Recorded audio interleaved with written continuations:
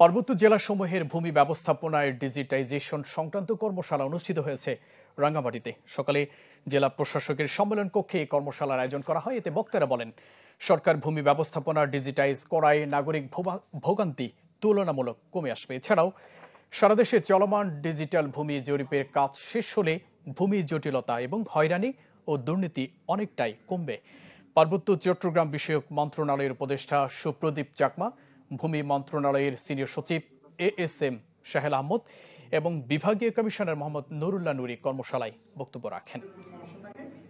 Chairman নিয়োগ করেছেন land commission নিয়োগ।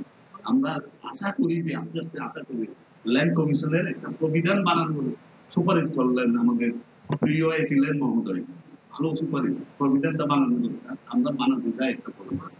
আমরা এখানে দেখে যেতে চাই যে পার্বত্য এলাকার মানুষ, সেটা পাহাড়ি হোক বাঙালি হোক, ভালোভাবে থাকুক এবং তাদের